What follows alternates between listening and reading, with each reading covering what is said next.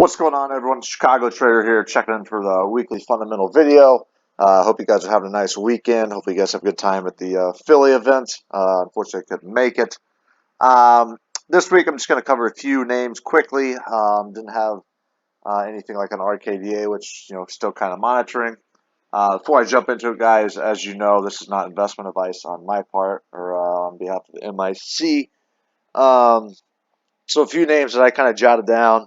Jivo, this one moved, um, kind of pre-earnings. Chat room jumped all over it. And if you guys don't know, I mean, I've covered this in like the second video I released on ATMs. Um, it's an alternative fuel company. Unfortunately, didn't catch any traction with earnings or anything, but just a couple things. I know the company fairly well. They have a huge ATM that's still outstanding, and then I actually happened to just catch this.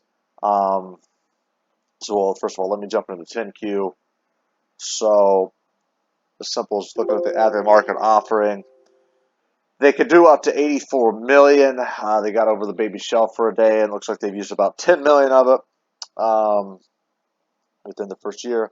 So you come back here, and they actually look like they upped it a little bit. So with HC Wainwright, so you can see that they can offer up to 89 million now.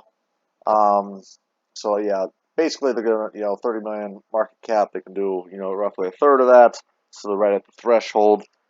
Another one, excuse me, guys, that move was AKTX, biotech company, decent sized company, $30 million market cap. This one is similar to RKDA in terms of the offering.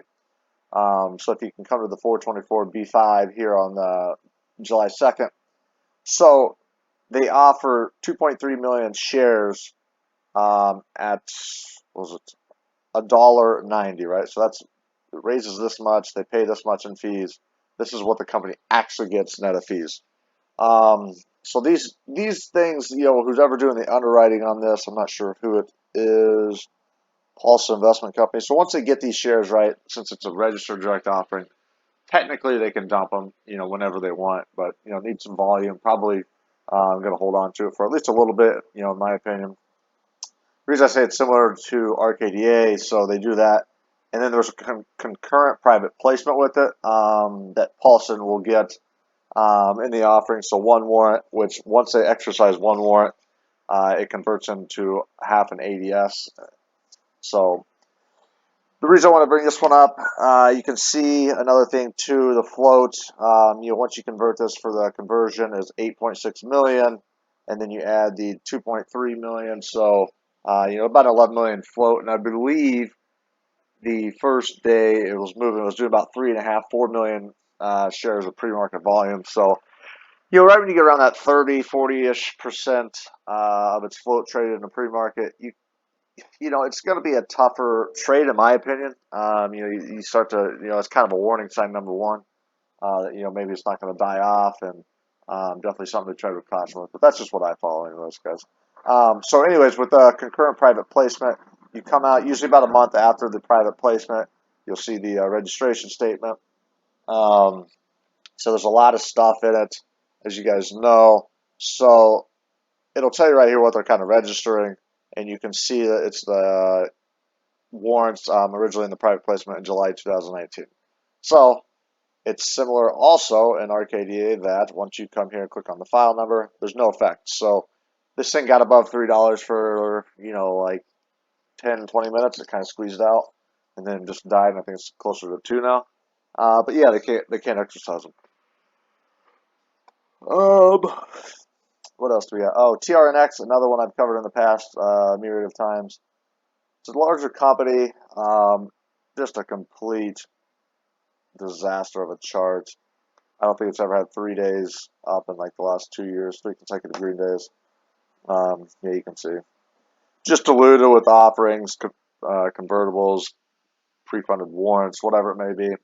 I mean, you can see, just in like the last, 6 months, they've got a bunch of registration statements. So just going through these real quick, guys. Here it is. They're, it's a resale, so they're, so basically somebody who had a restricted stock is going to be able to issue these once this gets effect. Looks like the from common stock warrants. This one actually is a mixed shelf, so right, they can raise up to $100 million in new money through stock, preferred, warrants, rights, or units, whichever method they prefer. It's got the float listed down here, which was 21 million, and that was in April, so I bet it's a lot higher now. Another registration statement. Yeah, I mean, you can see there's 3.7 or 3.8 million shares that can be issued through convertible debt. Same thing, just 2.7 million shares. So nothing, riveting on this one, but you can just see it's a dilution machine. Let's see what the so it wouldn't be updated. Never mind. Oh, what else do we have? Okay, then the last two names were a couple small companies. Excuse me. SINT. So first off, I rarely touch these. Just I don't care how bad they are fundamentally. Again, in my opinion, these things are so small that dilution doesn't matter. One person can easily move these. So this SINT it is very low on cash. People say it's low on cash. They just came out with this offering. They did a reverse split. I think there's under 1 million shares of it. What did the split for? So what's 21 million? Yeah, so there's 21 million shares of outstanding. They did a 30 for 1, so the float's under 1 million easily. So these are the type of moves, guys, that a lot of times they can move a lot higher than they do or than you think, and then they can just give it all back in about 20 or 30 minutes. But again, Maxim, obviously a crap underwriter, ATM. It is a big ATM, right? It's the size, and when you think about it in terms of the market cap, like this is the size of the company. But it's just still the fact that it's so small that if this thing runs up more than expected, they can dump this. And it can be a tough trade. Another one similar to that, PSTV. I mean, look, 6 million market cap. Um, didn't really dig much into it as far as like cash or anything, but it was interesting to see a lot of these 8Ks that I go through. Um, on the 2nd of August, they actually had some Series C convertible preferred stock. They reduced the stock or the conversion price from 0.79 to 0.15. This thing actually ended up going down like 40 or 50% after this. Then they did the reverse split for, what was it? 1 second.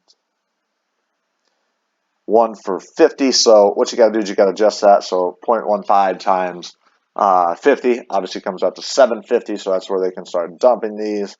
That kind of, it's nice, definitely a nice run. I mean, closed fairly strong. But if you kind of look at it, it's kind of just watching this from the sidelines.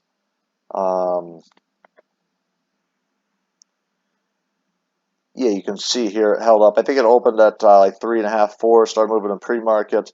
Was holding this pretty well.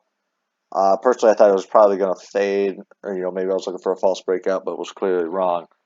Squeezed a new high a day, and then I think it's down a little bit in after hours, 7 or 8%. But definitely a couple names to monitor for the next week, and then hopefully we see something with RKDA that I can kind of touch off on last week's video. But a little bit of a quicker one. If you guys have any questions, as usual, shoot me a DM, and I'll try to answer as fast as I can. And we'll see you in chat on Monday. Thanks, guys.